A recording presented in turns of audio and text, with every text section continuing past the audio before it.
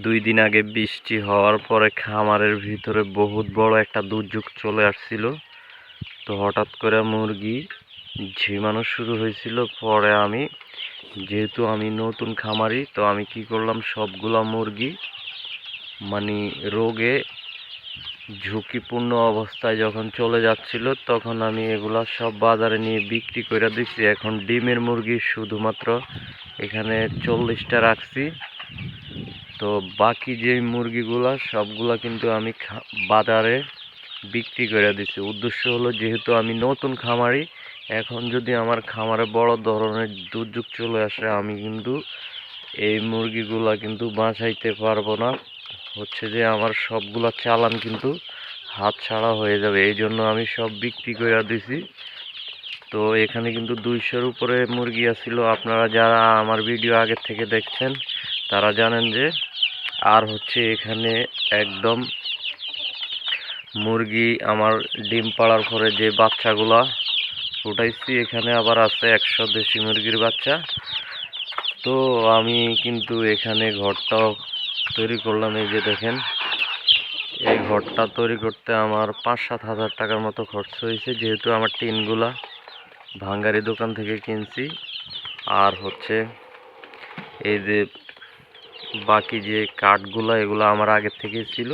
তো আমি এখন এটার সাইডে দিয়ে নেট দিব, আর এটার ভিতরে আমি মুরগি রাখবো।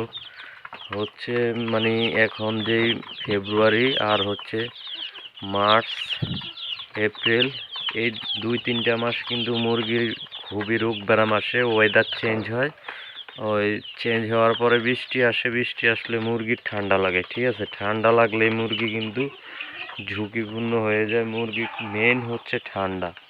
ঠান্ডা লাগলে মুরগি কিন্তু টিকানো যায় না। আর হচ্ছে এই সময়টাতে, যেহেতু এখন বর্ষাকাল আস্তে আস্তে শীত শেষ, তো এই টাইমটাতে কিন্তু মুরগির বেশিরভাগই মানে রানীক্ষেত বা বিভিন্ন ধরনের রোগ কিন্তু চলে আসে।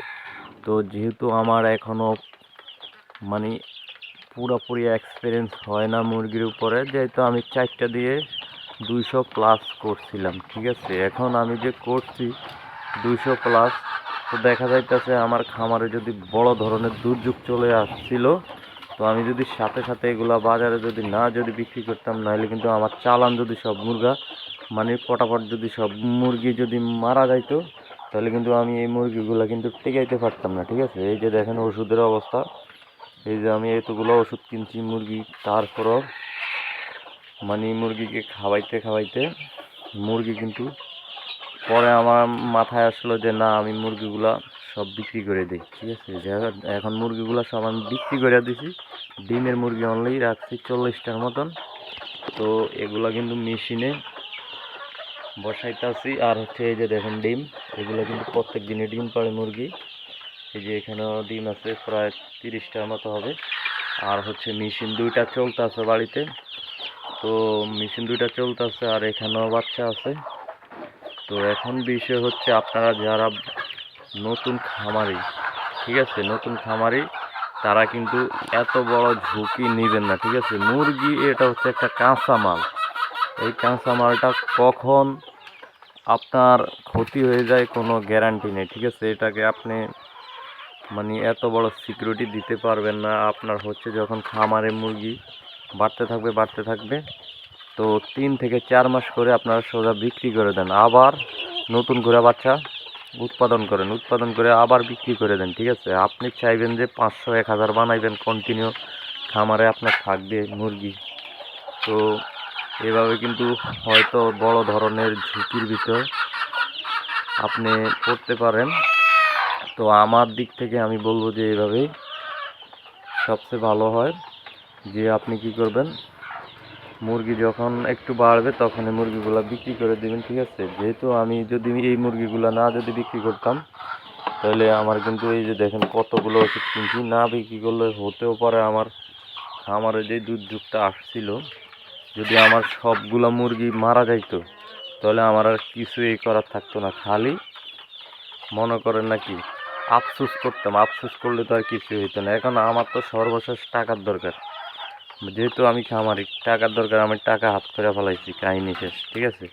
তো এইভাবে কিন্তু খামারি যারা আছেন তারা কিন্তু এইভাবে চিন্তা ভাবনা করে পরে আপনার কাজ করতে হবে, ঠিক আছে? তো আমি সামনে আরেকটা ভিডিও নিয়ে আসতেছি, একদম ঝিরো বাচ্চা 1 মাস বয়স পর্যন্ত কোন ওষুধগুলা খাওয়ালে আপনাদের মুরগি একদম পরিপূর্ণ সুস্থ রাখতে পারবেন, আর হচ্ছে কোনো রোগ ব্যারাম আসবে না, মানে ওই ধরনের একটা ভিডিও নিয়ে আসবো। যারা আমার ভিডিও দেখতে ইন্টারেস্ট, তো কমেন্টের মাধ্যমে জানাবেন। আসসালামু আলাইকুম, ভালো থাকবেন।